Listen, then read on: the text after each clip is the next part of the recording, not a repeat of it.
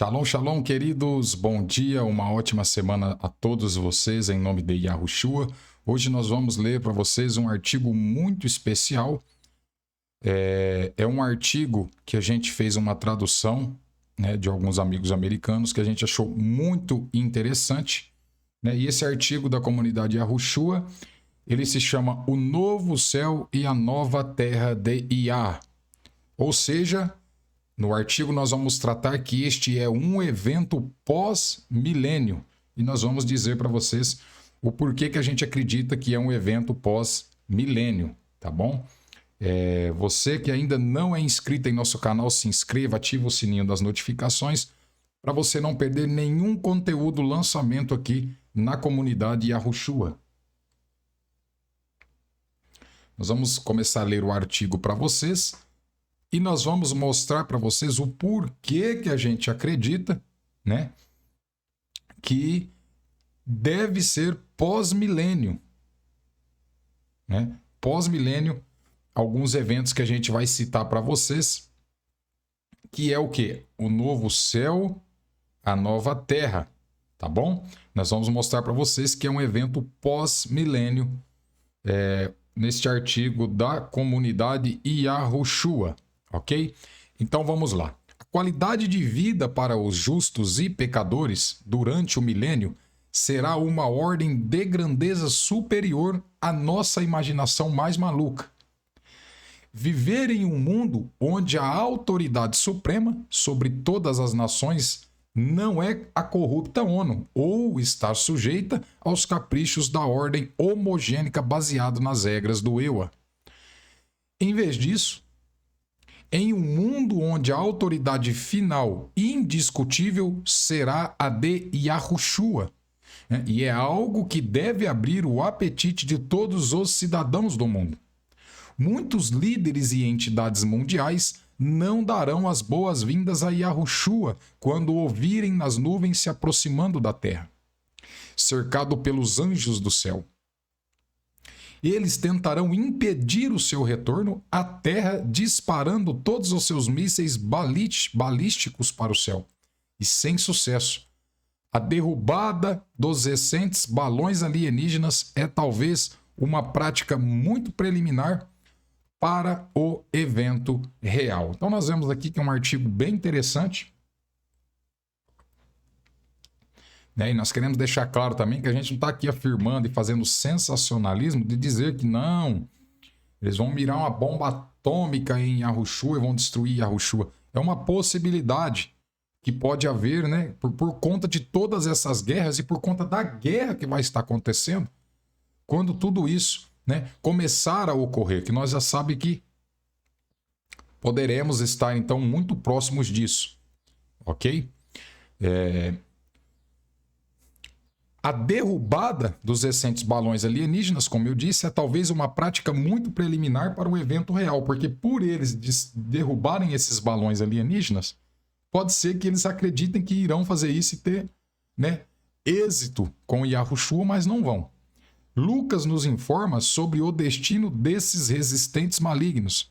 Mesmo que Satanás e seus anjos caídos sejam acorrentados no abismo sem fundo durante o milênio, os pecadores das nações ainda exigirão, né, a barra de ferro de Yahushua para obedecer e se comportar. Veja que interessante, né? Entre os benefícios imediatos do governo de Yahushua estará o fim de todas as guerras e a conversão de todos os complexos militares industriais do mundo em complexos agrícolas industriais. E também é provável que a maldição da terra seja parcialmente removida, levando os pecadores a viver muito mais tempo. Ou seja, vocês sabem que o Eterno, quando houve, né, a questão do pecado, a terra ela foi amaldiçoada. Vocês podem ler isso. Não só a terra, como também o homem e a mulher. O homem, por essa maldição, ele teria que trabalhar, né, e viver do seu suor, do suor do seu trabalho, e a mulher as dores de parto. certo? Então, muito interessante, porque pode ser que seja revogado também essa lei, tá? De maldição da terra. Não, na verdade, não é uma lei, né? É uma maldição que foi jogado na terra e no homem e também na mulher. Basta você ler Gênesis para você ver que isso que nós estamos falando aqui não é heresia. Isso está em Gênesis, tá bom?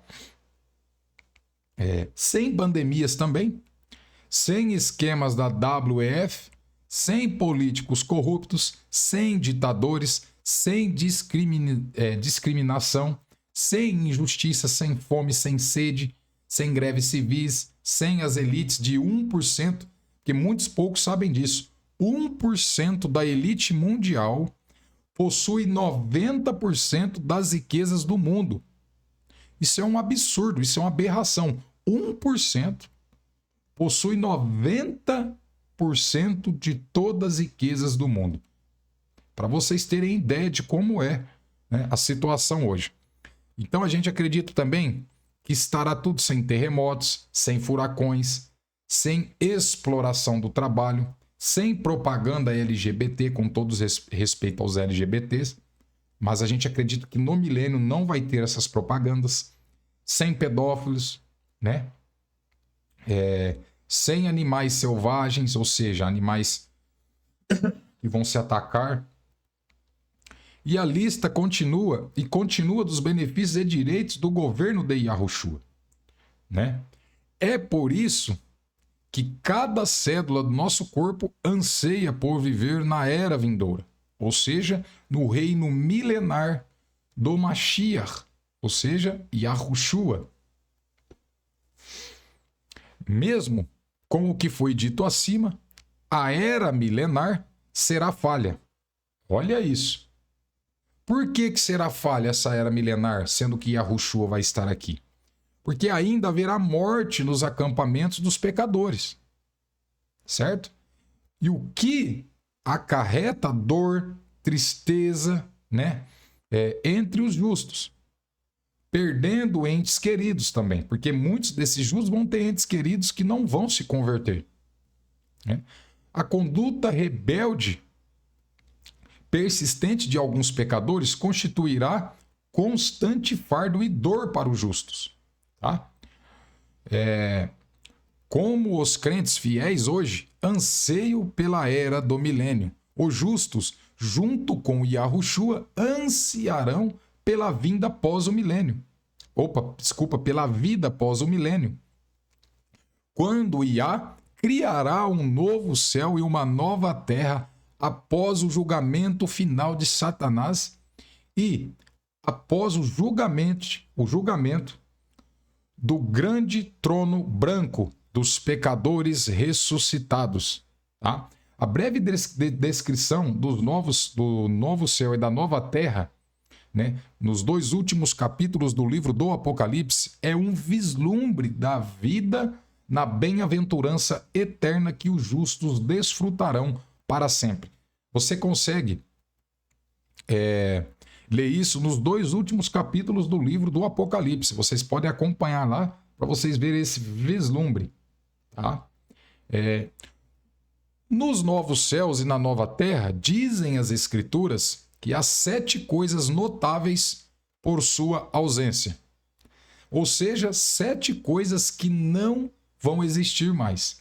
Ou seja, não haverá mais o mar. Isso está em Apocalipse 21:1. Não haverá mais morte. Apocalipse 21:4. Não haverá mais luto. Apocalipse 21:4. Não haverá mais choro. Apocalipse 21:4 também.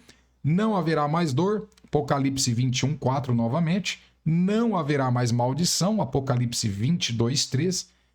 E não haverá mais noite. Apocalipse 22:5. A presença do Eterno não deixará que ocorra mais a noite, pois ele é luz.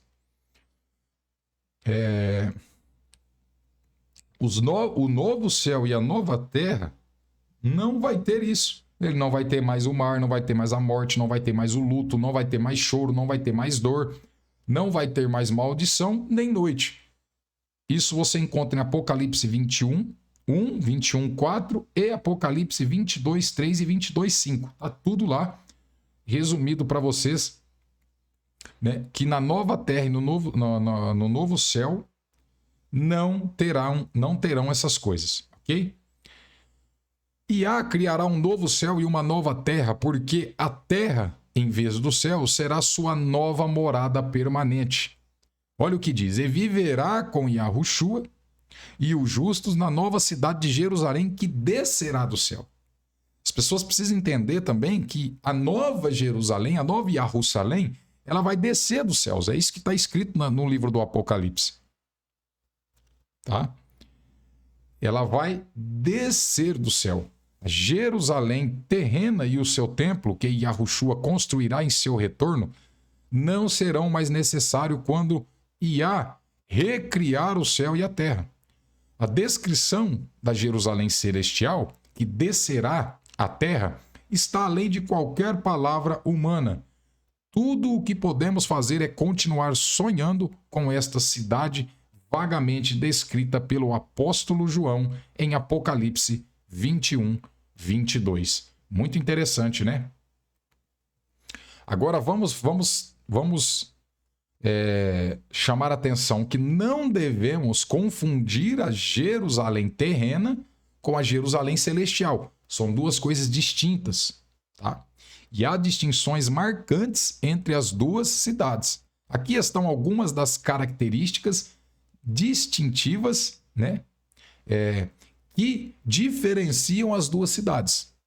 Tá bom? Número 1. A Jerusalém terrena, no milênio, será um templo cujas especificações são descritas em minuciosos detalhes nos últimos 9 capítulos de Ezequiel. Tá? A Jerusalém pós-milênio não terá templo. Então são duas totalmente diferentes, tá? Segundo ponto, a futura água fluindo de debaixo do templo de Jerusalém milenar terrestre em direção à região oriental que desce, né, para a Araba. Arabá está escrito aqui, ou seja, o Mar Morto, o lugar mais baixo da terra, a 1.400 pés abaixo do nível do mar, e o corpo de água mais salgado também, né?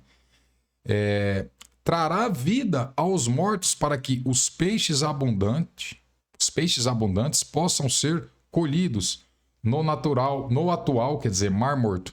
Na Jerusalém pós-milênio, lemos sobre o rio de água viva, brilhante como cristal, fluindo do trono de Iá e do Cordeiro. E sobre a árvore da vida, fornecendo assim uma diferença distinta entre as duas Jerusalém. Certo? Uma está falando da Jerusalém terrestre, outro falando da Jerusalém celestial. Certo? Terceiro ponto, a presença de pecadores durante o milênio exigirá a oferta de sacrifícios para purificar os justos da impureza resultante do contato direto com pecadores. Sem pecadores vivos após o milênio, não haverá necessidade de um templo ou oferta de quaisquer sacrifícios. É por isso que não haverá um templo na Jerusalém pós-milênio. O que a gente quer dizer com isso, queridos? Que quando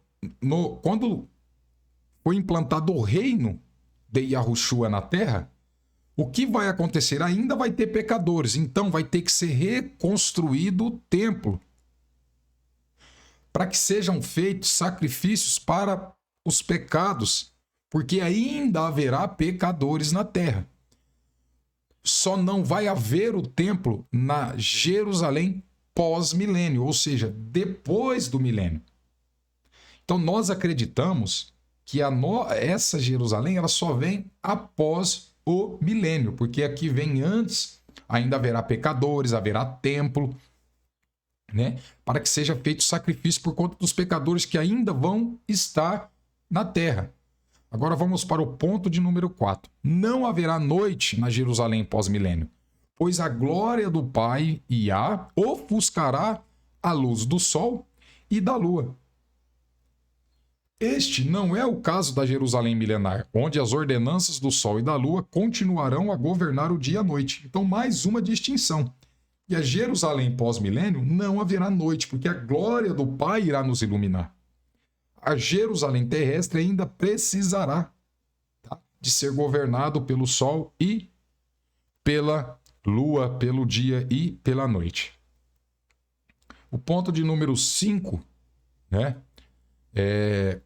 Nós vamos ler que em Isaías 66, do 22 ao 24, nós encontramos uma indicação muito convincente mostrando não apenas que o novo céu e a nova terra serão um evento pós-milênio, mas também acrescentando um detalhe crítico adicional. Vamos ver então. Olha o que diz. Pois assim como os novos céus e a nova terra que eu farei permanecerão diante de mim, tá? Essa é uma declaração de Iá. Aí diz, assim a tua descendência e o teu nome permanecerão. Toda a humanidade virá me adorar de uma lua nova a outra, e de um Shabat a outro, diz o Eterno. Ao partirem, verão os cadáveres dos homens que se rebelaram contra mim. Pois o seu verme nunca morrerá e o seu fogo nunca se apagará. E eles serão um horror para toda a humanidade. Olha que interessante, isso está em Isaías 66, do 22 ao 24. Porque aqui ele está dizendo claramente, pois assim como os novos céus e a nova terra que eu farei, permanecerão diante de mim. Tá? Na declaração acima da nova criação do céu e da terra de Iá, ele fornece um contexto de tempo para este ato. Ele nos informa que os justos verão os cadáveres dos homens que se rebelaram contra ele, pois o seu verme nunca morrerá e o seu fogo nunca se apagará. Esta é uma metáfora descritiva para o julgamento final dos ímpios após a segunda ressurreição. Em outras palavras, o novo céu e a nova terra surgirão depois que os ímpios forem julgados e queimados após o milênio. Tá? E o ponto de número 6, por fim, os eventos descritos no livro do Apocalipse são narrados cronologicamente. E não é à toa que a nova terra e o novo céu, a Jerusalém celestial, são descritos nos capítulos 21 e 22, logo após o capítulo 20, que é dedicado aos eventos do milênio. Então nós temos aqui, na ordem cronológica do Apocalipse, de que a nova Jerusalém celestial, ela vem no capítulo 21 e 22, logo após o capítulo 20, porque é no capítulo 20 que é tratado sobre o milênio. Então nós temos a compreensão de que a nova Jerusalém celestial, ela só vem depois do milênio, tá? É o nosso ponto de vista, de acordo com as Escrituras. Tempos emocionantes aguardam os justos no milênio. E tempos infinitamente mais emocionantes os aguardam após o milênio. Né? Então nós vimos aqui, muito interessante, esse artigo, porque ele nos mostra claramente que o novo céu e a nova terra do Eterno de Iá é um evento pós-milênio, ou seja, depois que for implantado o milênio. Aí sim descerá a nova Jerusalém celestial, ao qual não haverá mais morte, como nós citamos para vocês, tá? Em todo o decorrer do nosso artigo. Então, você que não compreendeu algumas partes que a gente citou, você pode estar voltando o vídeo, tá? E assistindo novamente para que vocês possam compreender, né? Qual é o ponto de vista da comunidade Yahushua sobre este assunto do milênio, tá? Porque nós cremos que a nova Jerusalém celestial, o novo céu e a nova terra, só vai acontecer após o milênio, conforme a ordem cronológica do Apocalipse também, ok? Queridos, shalom, shalom, que o Eterno vos abençoe grandemente, tá? Você que gostou desse estudo, envie para os seus amigos, tá? Compartilhe nas suas redes sociais, para que mais pessoas venham ter esse esclarecimento, tá bom? Que o Eterno vos abençoe em nome de Yahushua. Shalom, shalom a todos vocês.